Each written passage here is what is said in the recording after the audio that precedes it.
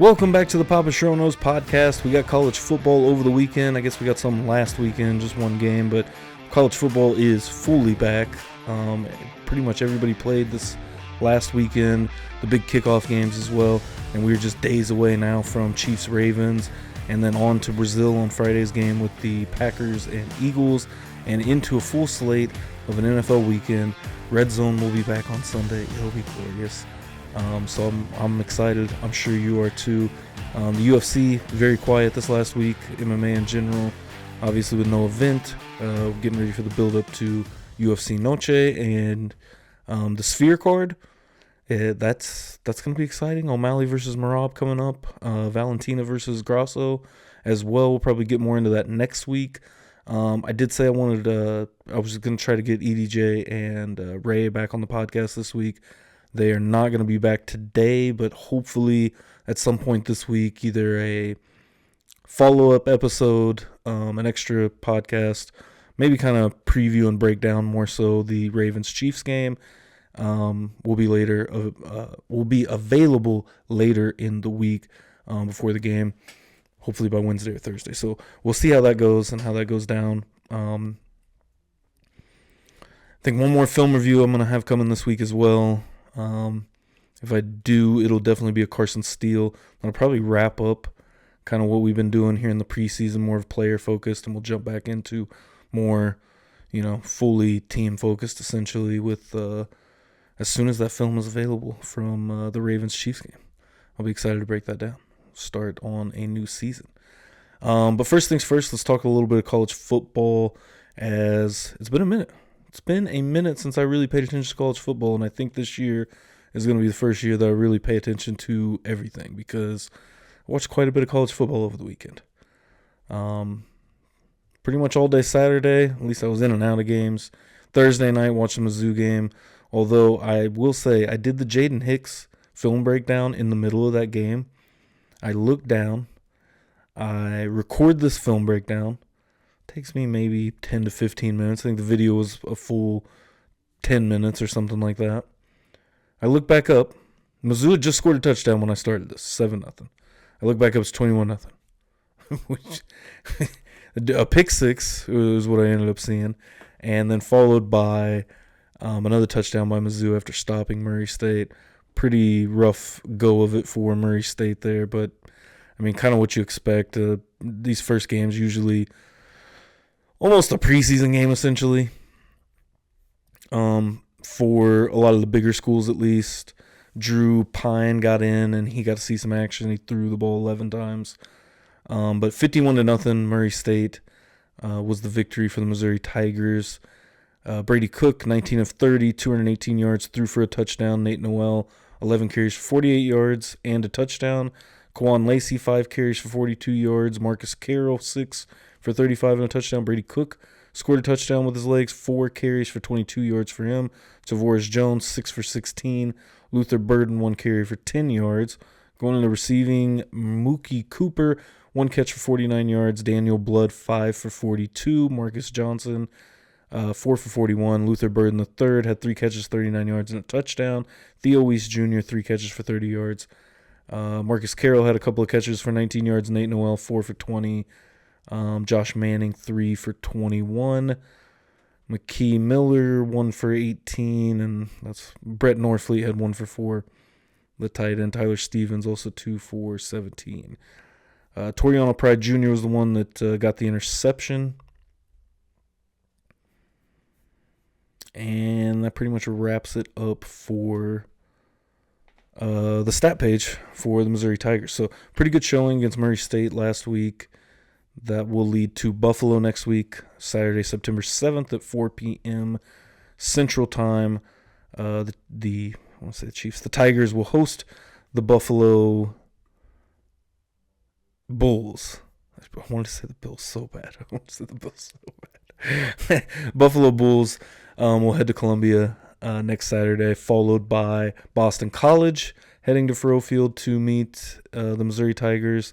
And then right after that, September 21st, it'll be Vanderbilt. The Tigers actually don't go on the road until October 5th. They play at Texas A&M, and it says it's a 9 a.m. start time. I don't know if my computer's in another time zone right now, but it's far out enough that we'll worry about that later. But definitely going to try to stay on top of the Mizzou schedule this year and pay more attention to them. I paid quite a bit of attention to them last year. I didn't really talk about the Tigers at all on the podcast, so I'll probably be integrating that more. And then we'll jump over to Kansas and what they did this week. And no, I'm just playing. Nobody cares about Kansas. They did get a win, though. It looked a little rough in the beginning. I was actually watching the Kansas game, though, upstairs while I was in my basement watching the Mizzou game. So I was kind of going back and forth. I couldn't get the Mizzou game on the TV upstairs, so I came down, kind of recorded that film breakdown as I was watching Mizzou. Got out of hand pretty quick. I went back up, and the Kansas game was pretty close. And I think they played Lindenwood or something. I guess I will actually look at Kansas. Although, that's actually pretty funny. If you type in Kansas football into Google, they will bring you up Kansas State football. There go, and that goes to my theory. Does Kansas actually have a football program? Because I'm confused every year. Most of the time, I'm really confused because for some reason, it's always basketball season. Dude, Google is literally not giving me anything on the Jayhawks. I was really just trying to get the name of who they played. I guess I'm going to have to go to their website and actually see it. Interesting, though, for the Jayhawks, they did play Lindenwood. 48-3 was the win, but it was like 7-0. I want to say like in the second quarter. They had a really hard time. They kept turning the ball over. It was an interception and fumble back-to-back drives. But Lindenwood wasn't able to do anything offensively or do anything off the turnover, so it didn't really matter. But they're playing at Children's Mercy Park, which is where Sporting KC plays. They're playing their non-conference games there, and they're playing their conference games at Arrowhead Stadium. I'll be interested to see how that ends up working out. But it does work out for a pretty good game at Arrowhead at the end of the year for KU versus Colorado, and we'll see how good either of those teams really are by that time in the year, I guess, because Colorado didn't look great either. I was kind of watching that game on Thursday night too, so we'll see. Like I said, I caught bits and pieces some of the other games, the big games at least. A little bit of, I'm recording Sunday night, so a little bit of the LSU and USC game. That was a crazy drive there at the end that USC ended up coming back on and winning that game in Vegas, in the Vegas kickoff game. Good to see college football's back. I definitely think the video games got me back into it, and especially with the NIL deals. I think it's just good. I think it's good for a lot of kids to be able to get into it, know the players. You're going to know more about these players once they get to the NFL. And when I was a kid, I thought that was fun. It's funny because I feel like I kind of got out of college football. Mizzou left to the SEC. I didn't like that move, and it kind of just got me away from collegiate sports altogether for a while. Mizzou's basketball program hasn't been very good since then. But, that was like a golden age right before that for Mizzou sports. You had Mizzou basketball that was great. And they, of course, almost went to the Final Four, lost in the Elite Eight to Memphis, that Derrick Rose and CDR team. And I want to say that was the same year that Kansas won the national championship. Might be like a year off or something. Either way, football program was amazing. Chase Daniel, Jeremy Maclin, guys on defense like Sean Witherspoon. It was a good time to be a fan of Mizzou sports. And so they moved to the SEC. I kind of stopped paying attention. Started kind of paying attention to just Mizzou again for a couple of years. Last year, I probably watched a little bit at least of every game for the Tigers last year. It was a fun season. So I'm excited going into this 2024 season with Brady Cook as a starter again. Luther Burden, who's got some Heisman talk around him. Eli Drinkwitz is doing his thing. I think they've done great with the transfer portal, and Mizzou has a chance to be a really sneaky team, I think, this year, especially with just the litmus test that Georgia is and the way they've played them the last 2 years. I legitimately thought Mizzou might win that game last year. And then 2 years ago at Faurot Field, the game they had with Georgia, very close. So I do think that Mizzou is going to be a very sneaky team this year, and I think could absolutely make the playoffs. They're going to get close. I mean, they beat Ohio State in the Cotton Bowl last year. I think that kind of stamped where Mizzou football was, I do feel, last year with that Cotton Bowl victory over Ohio State. And I thought it was also funny just because the best year of Mizzou football, at least that I was able to witness as a kid growing up, was the year that they won the Cotton Bowl against Arkansas with the Darren McFadden, Peyton Hillis led offense. It was very tough. That was the year, of course, they lost to Sam Bradford and the Oklahoma Sooners. They went on to the national championship game, and I think that was the year they lost to Florida. Anyways, I'm going down a crazy rabbit hole right now. But anyways, I'm back. I'm back in college football and paying attention to kind of like the grand scheme of things, I think. But I think it's funny, the conference realignment that they had back in, 2014, around there, 2013, 2012, somewhere around in there, where Mizzou went to the SEC, the Pac-10 turned into the Pac-12, the Big Ten got Nebraska, and, all this movement happened with the conferences, and now there's a ton of movement coming into the conferences this past year, and it's kind of like, I got back into it, so apparently you just need to restructure these conferences heavy, and that's either going to deter me or get me to watch college football. But I do think it's interesting how everything worked out with Texas and Oklahoma going to the SEC. I think it'll be able to, kind of renew a little bit of rivalry with Mizzou, with Texas and Oklahoma as well. That's exciting. I do wish, I made the joke earlier about KU and whatever, but I do wish they would still play. That's one thing that I wish never would have ended, and the fact that they could have been playing every year at Arrowhead, because one of those games, it was the 45-42 year. Mizzou won on a last-second field goal, I think 2011, maybe 2012. Blaine Gabbert was quarterback. Denario Alexander broke all kinds of records that day. And I went to that game and was there, and one of the craziest games I've ever been to. Because, if you've been to a sold-out Arrowhead, you know what it's like. But then add the rivalry of Kansas versus Missouri on top of it in that stadium.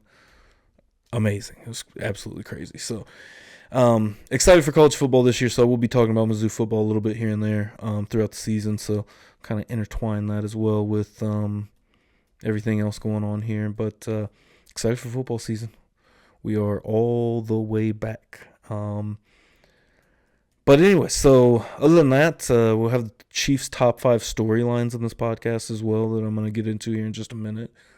Again, might have something coming up a little bit later this week, another podcast added, maybe kind of a breakdown to the game. Again, try to get EDJ and Ray on here at the same time. Just trying to work schedules out. Know how that goes. Other than that, smash that subscribe button. We're on the road to 300 subscribers and trying to hit that before Thursday night. Y'all can do it. I'm still confident. We can hit it before Thursday night. We'll see. We're right about 250. So we'll see. 50 more. Most of you guys watching this stuff isn't subscribed anyway. So smash that subscribe button for me. Smash the like button if you enjoyed the video, especially if you watch till the end. Hit the bell to stay notified whenever I put something out. Whether it's a film breakdown, a new podcast, college football gaming content, MLB Road to the Show we've had to try to get back onto those and ramp those up just with the NFL season coming in. It's been a whole lot of focus on the football season. So either way, I guess we'll get on these top 5 storylines. Like I've done the last couple of years, going to just go off the top 5 storylines heading into the season, kind of break them down, and personally my thoughts on, what the biggest storylines are heading into the season. I've done this the last couple of years. I think this is the first time that it's made it onto a podcast or onto YouTube or anything.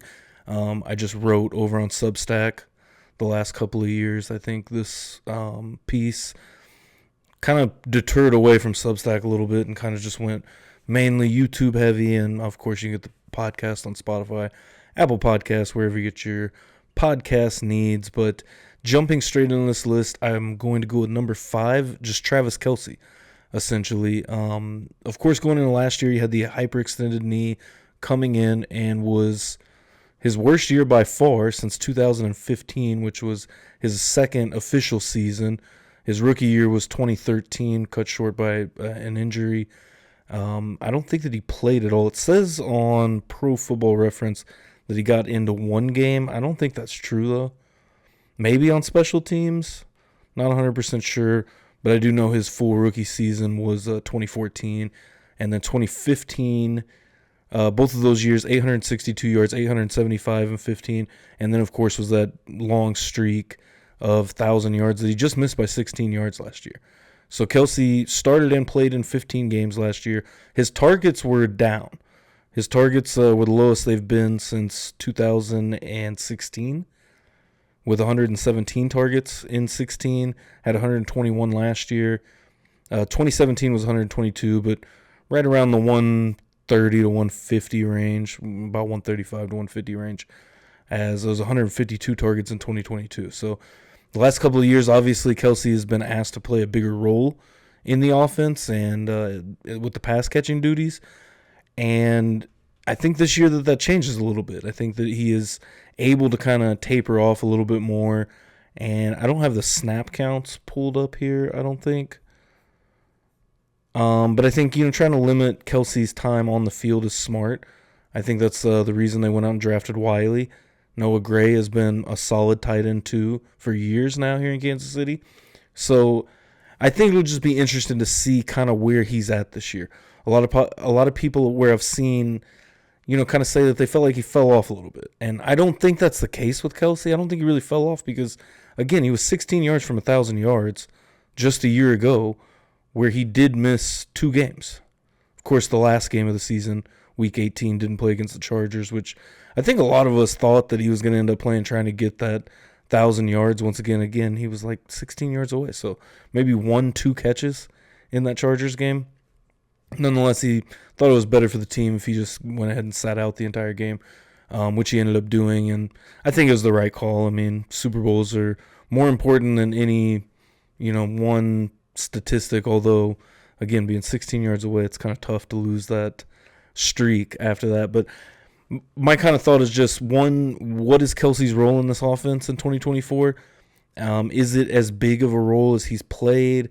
Are they able to kind of taper him off of, being almost wide receiver one? It feels like at times, especially with the receiving core the Chiefs have had the last couple of years. I think that the effect of losing Tyreek Hill is very obvious. His offense absolutely changed in a big way, and we're going to get more on that later in this video and in these, top 5 storylines. But I think Kelce's interesting to watch just to see where he kind of goes, as in, how much he's utilized in the offense, and if they're going to look to kind of lean on some of these other guys. Bringing Juju back was huge. But yeah, Travis Kelce. Let me know what you guys think about Travis Kelce and what kind of year he's going to have coming into 2024. And are we expecting more of the same? Are we expecting, is this finally the fall off of Kelce a little bit? I don't think that, there'll be like a huge decline in his game, but we've kind of started to see it now, I think. And the injuries, can Kelce stay healthy, the older he gets now? And, everything looks good right now. But I'll be excited to see what they're asking the offense to do essentially this year. All right, so next up on this list, we're going to talk defense, and we are going to talk about L'Jarius Sneed.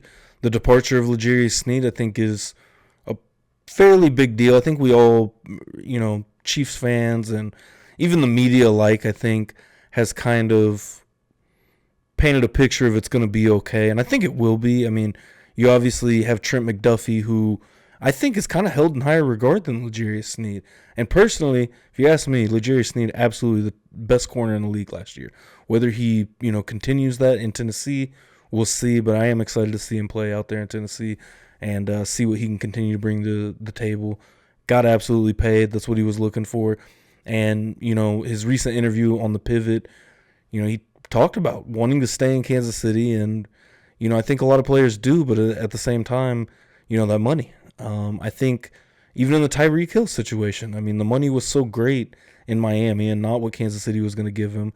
And I do think that he probably would have rather stayed in Kansas City, continued to win championships, but you just can't work out the money with all of these stars. And, I think L'Jarius Sneed absolutely became a star last year. Again, the best corner in the league. I mean, the way he shut down your wide receiver one week to week last year was the reason this defense was so good. One of the biggest reasons they were so good. And I thought that they really handled Detroit very well week 1, even without Chris Jones. That was one thing going into the season. Obviously, Chris Jones was a huge talking point and was number one on my list, I think, last year of top 5 storylines going into the season. But now without Snead, or going back to that point, just I think they fared well. I think the pass rush, I think it just shows that the secondary, how good it is for the Chiefs and was last year. And I think will continue to be really good. I don't think they'll be as good because I think you have 2 number 1 corners in Trent McDuffie and L'Jarius Sneed last year. I don't think that you have that anymore, but you still have such a good supporting cast that I think that they'll be fine.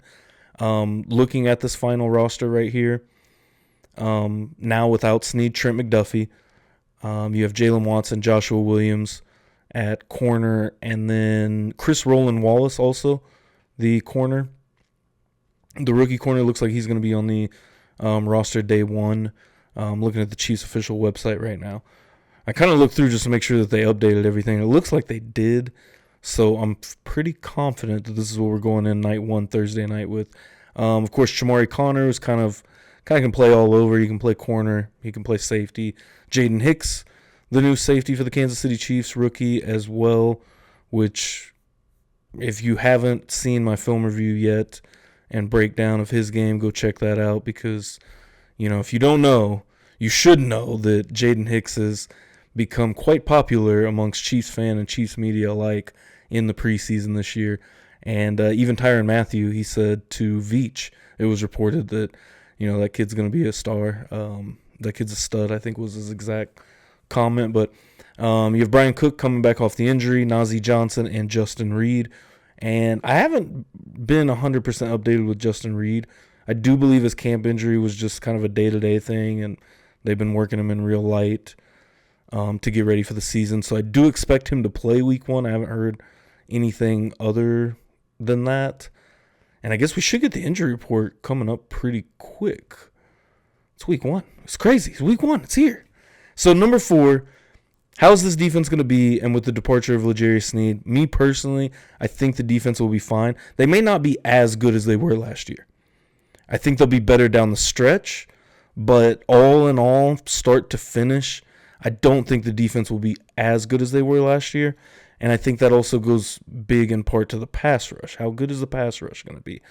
With Chris Jones, where is he at? I think he kind of has some of the same questions as Kelsey. Obviously, he wasn't hurt last year or anything like that, but just when does that slowdown kind of start to happen? And I think with Kelsey, we've seen it already, kind of begin to happen, but I don't know if he'll have just some crazy fall off. And Chris Jones is the other one because it just seems like even last year, I mean, whenever he wanted to get through, he got through.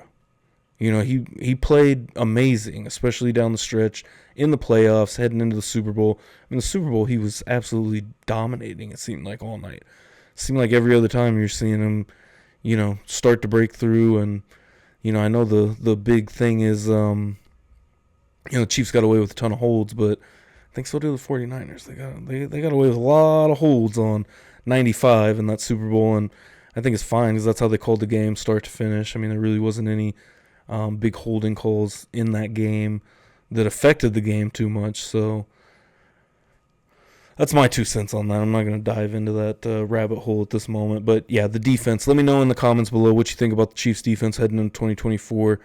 And are they going to be able to maintain kind of where they were last year? Because I want to say until maybe Denver, I don't know. But there was a stretch where, they didn't allow anyone over 21 points.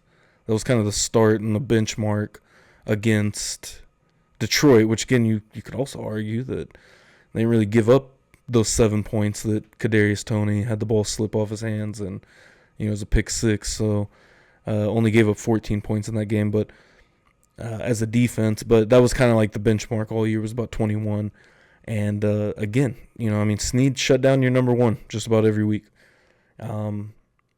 So we'll see. We'll see what this defense has to offer this year. I am excited. I'm excited for kind of the injection of youth again with Jaden Hicks coming in, and see if maybe FAU can do something and get a little bit better. But again, we'll have to see, and we'll start to see it on Thursday night. All right, coming up next on our list in at number 3 is Patrick Mahomes. And what kind of season is he going to have? Is he going to have the bounce back year? He had the worst season of his NFL career last year, as only, let's see what year this was. 2019, of course, had the injury to the knee, dislocated his knee. Played just 14 games in 2019, which was, he only missed 2 games that year, of course, with it being 16 games at the time. But 4,031 yards, had 26 touchdowns, and 5 interceptions. 2023, Patrick Mahomes put up 4,183 yards, 27 touchdowns, 14 interceptions, and this was 16 starts for Mahomes. Started 17 and 21, 17 and 2022, and then last year, of course, he sat out the final game of the season, just like a lot of the other starters did in, I want to say San Diego, but in LA at SoFi Stadium against the Chargers. So I think it'll be interesting to see if Mahomes can bounce back. We haven't quite seen Mahomes back to that form where he was at in 2018 in his unofficial rookie year, first year starting, 50 touchdowns, 5,097 yards. We did see him throw for 5,250 back in 2022, but just 41 touchdowns on top of that. Threw 12 picks that year, which was the exact same as 2018 was 12 interceptions. Career high of 14 interceptions last year, which one of those bounced right off of Kadarius Toney's hands.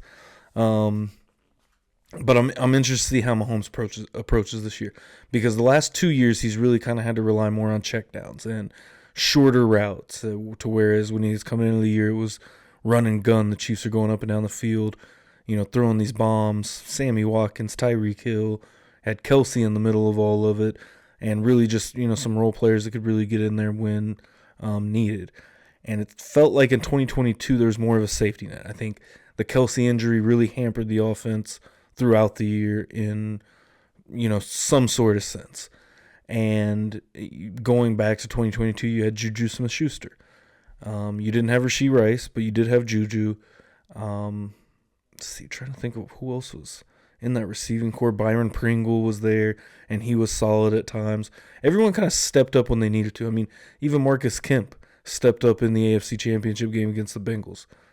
Didn't think I'd ever see him out on the field with the receivers, let alone in an AFC Championship game, where the bench was starting to get a little short.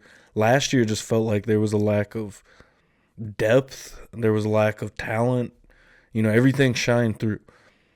And it was really just like rock bottom, I feel like, last year. So that's why I feel like this year has to be a step in the right direction, because even with the receiving core that the Chiefs had in 2022, Patrick Mahomes was able to manage the most yards he's ever thrown for in his career in 5,250.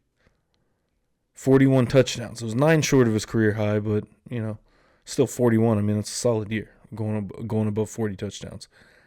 And so I would like to see Patrick Mahomes kind of cut down on the interceptions this year, put it all together, essentially, because it seems like the beginning of his career was a lot of deep stuff. They were making all these crazy plays, kind of started to slow down a little bit, still kind of some big plays in the mix. And it seems like you get all the way to last year and it's like there's not a lot of big plays to be had whatsoever. And they had to kind of figure out how to nickel and dime teams down the field and, work their way very strategically down the field last year. With the run mixed in, the defense was huge. Everything came together exactly how it needed to. Now, 2024, I would like to see Mahomes take that big step forward, and continue to, build upon what he has done in his NFL career so far. So, number 3, Patrick Mahomes, what kind of year is he going to have? Is it going to be kind of back to form of what we kind of expect from Patrick Mahomes? Last year was not great. Again, 27 touchdowns, 14 interceptions, 4,183 yards. That's the least amount of yards he's thrown for and touchdowns in that many games. No, 2019 was the lowest on the touchdowns with 1 less, but the yards, I guess both of them was a little bit less than 2019. Anyways, it rivaled 2019 where he missed 2 games last year. And I think that was, again, just the lack of help at receivers, which brings us to number 2. And number 2 is going to be that wide receiver core. How is this wide receiver core going to affect just the nature of the pass game, Patrick Mahomes, how many yards he's going to be able to throw for, how many touchdowns he's going to be able to throw for. And I do think the touchdowns might kind of stay the same because you start getting close down to the goal line and you have Carson Steele and Isaiah Pacheco to be able to hand the ball and off to, and guys that are going to clear their way forward, essentially. So I do think that you're probably going to see not less touchdowns, but that same range, around 40-ish from Patrick Mahomes. But I do think this receiving core has absolutely the ability to stretch the field once again and be able to move down the field a lot quicker than they have been able to. What if Xavier Worthy adds to this offense, I think, is huge. And, I've pointed that out on the film reviews. I've done a couple of film reviews. I did the breakdown of the very first drive against Jacksonville. I also did one specifically catered toward Xavier Worthy and just his game, what he's shown us on film, and I broke down his film from the preseason as well. I will link both of those in the description below, so you can go check either one of those out just to kind of see what I'm talking about, where, even if Worthy is, stretching the field, you're still going to have these underneath routes for guys like Rashee Rice, Justin Watson, Juju Smith-Schuster, Hollywood Brown when he gets back. I think Hollywood Brown is another guy that could kind of help maybe stretch the field a little bit. And now you get one of them on either side. You got Kelsey in the middle. You got some really good receivers that can kind of just find empty spaces and zones and, find the green parts of the field, right, where nobody's covering. So that's going to help out tremendously because you just didn't have anybody that was a threat. I mean, how many times did MVS drop something over the top where it's like there was no one around MVS, he just dropped it? I feel like I can think of the Packers game and the Eagles game, obviously, infamously. He had his moments. The Chargers game, he had a huge, big play. But again, the big plays were few and far between for the Chiefs last year. So I do expect that to step up. Now, whether that will be their identity or not, I think the judgment will be out once we see the season and how the offense starts to move. Obviously, of the preseason, very vanilla. Not sure exactly what the real plan is here going into 2024 and what Andy Reid's kind of scheming up. And we may not know until the playoffs. It feels like we didn't last year. So let me know on number 2 and on the wide receiving core how that will directly affect Patrick Mahomes. And obviously we know it's going to be an upgrade from last year. But how much of an upgrade, really? And that brings me to number 1. And I feel like, how could it not be? The three-peat. It's the biggest... I don't want to call it an elephant in the room, but, obviously, when you're talking about the Chiefs, the number one thing you're talking about, the three-peat. Back-to-back world champions heading in to become the first ever team in NFL history to complete the three-peat. It's going to be a long road ahead, but I do think that they have an amazing chance because the offense was not great last year. The defense was. I think they lost a little bit from the defense. Obviously, we talked about that, L'Jarius Sneed. But they've upgraded the offense enough to where I think this team is going to be better than they were last year. I think they're going to be a lot better than they were last year. Now, whether that I think it'll translate to more wins, but I mean, if that what does that translate to exactly? Because I guess you can't get much better than winning the Super Bowl, right? But I do think this team takes a big step ahead when it comes to wins. What was the record last year? I think 11-6 for the Chiefs last year, I think. You guys remember we were sweating out the division last year. Didn't even know the Chiefs were going to end up winning the division after Christmas Day. So, they were able to turn it around. They turned it up in the playoffs when you needed to. I think that cold weather game really helped out against Miami, with it being wind chill of -30 here in Kansas City. Absolutely insane week. Here in Kansas City, just for how damn cold it was. I mean, it was ridiculous. And you saw the pictures and everything. And my tickets for that game, dude, I couldn't find anyone to give them away to. Couldn't find anyone to go with me. So I watched that one from home. But, you saw like the beers, how they were just freezing out of the can. I mean, I've been to a couple of games like that. The Titans AFC Championship game was similar to that, where I remember opening a can of soda and the whole soda froze as soon as I opened it. So, I mean, it's brutal. But the Chiefs are built to kind of play in those conditions. And especially the team they had last year was defense, being able to matriculate the ball up the field, in a manner that takes off time off the clock. They're very good at that, had a lot of good drives like that last year. And I think that's when the Chiefs were at their best, was when the offense was taking a lot of time, kind of nickel and diming down the field, getting what they could out of the run, and shutting whoever down on offense. And they did it throughout the playoffs. They did it to the Dolphins. They did it to the Bills, a little bit more back and forth with the Bills game. And they did it to the Ravens. I mean, the Ravens only scored 10 points in that game. So, I think this team's better than they were last year. I think the AFC's a little bit weaker than it was a year ago. I think the Ravens really are the one team that I believe could kind of be like the Chiefs, to where they're either the same, slightly better, or slightly worse. I don't think that they're going to fluctuate too much at all when it comes to the Ravens. I do feel like the Bills have definitely taken a hit. The Bengals are one that I don't really know where they're at necessarily. I mean, of course, you had Browning playing backup last year, and I mean, his stats were comparable to what Burrow was doing anyway, so they were about roughly the same statistically. I'll say Burrow just had more touchdowns or something like that.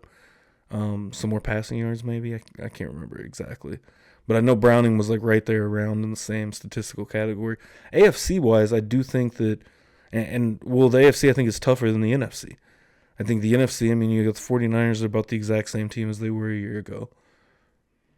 I don't know if I really believe in the Eagles at this point. So I do think the path seems, right now, before we play any football, the path seems pretty wide open, I think, to get back to that three-peat. Because, again, the Chiefs at their worst still beat everyone last year. Nobody could beat them when it mattered. And this is a better team this year. I absolutely believe. So let me know in the comments below if you do think this is a better team in 2024. How much better do you think this team is? And the three-peat, is it happening or not? Because I'll tell you the answer. It's happening. The Kansas City Chiefs are going to raise a banner for a third straight time. Next season, we're going to be talking about it. And then maybe, whoever your favorite team is, if it's not the Chiefs, they'll have a chance to win a Super Bowl again after that. But that is my top 5 storylines for the year heading into 2024. I hope you enjoyed the video. And again, let me know in the comments below what you think about any of my 5 points and my 5 storylines heading into 2024. And make sure you smash that subscribe button. We're on the road to 300 subscribers still. Smash that like button again if you enjoyed the video. And we'll see you in the next one.